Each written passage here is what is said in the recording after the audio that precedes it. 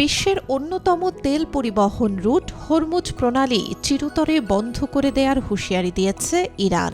জাতিসংঘে যুক্তরাষ্ট্রকে সমর্থন করায় বাহরাইন সহ আঞ্চলিক দেশগুলোকে এই চরম পরিণতির বিষয়ে সতর্ক করেছে ইরানের সংসদীয় জাতীয় নিরাপত্তা ও বৈদেশিক নীতি বিষয়ক কমিটির চেয়ারম্যান ইব্রাহিম আজিজি।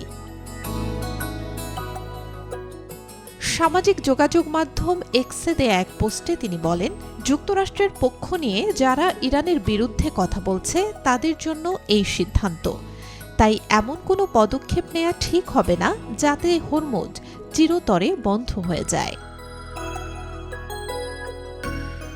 এর আগে যুক্তরাষ্ট্র ও বাহরাইন ইরানের বিরুদ্ধে একটি খসড়া প্রস্তাব জাতিসংঘে উত্থাপন করে। গত মাসেই একই ধরনের আরও একটি প্রস্তাবে চীন ও রাশিয়া ভেটো দিয়েছিল। তেহরানের দাবি যুদ্ধবিরতি লঙ্ঘন করেছে ওয়াশিংটন, তাই হরমুজ প্রণালীর জন্য একটি নতুন আইন চালুর পরিকল্পনা করছে ইরানের সংসদ।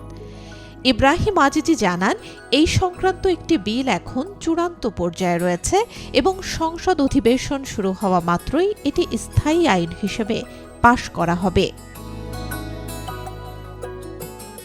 প্রস্তাবিত এই আইন অনুযায়ী ইসরায়েলি মালিকানাধীন কোনো জাহাজকে কোনো অবস্থাতেই হরমুজ প্রণালী দিয়ে চলাচলের অনুমতি দেয়া হবে না।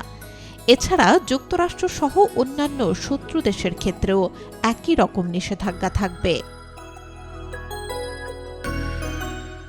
এছাড়া এই জলপথ দিয়ে চলাচলকারী অন্যান্য জাহাজকে নির্দিষ্ট টোল দিতে হবে, যা ইরানের প্রতিরক্ষা সক্ষমতা বাড়ানো এবং অবকাঠামো উন্নয়নের কাজে ব্যয় করা হবে।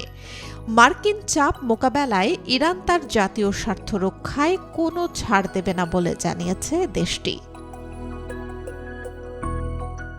Desk report, B news 24।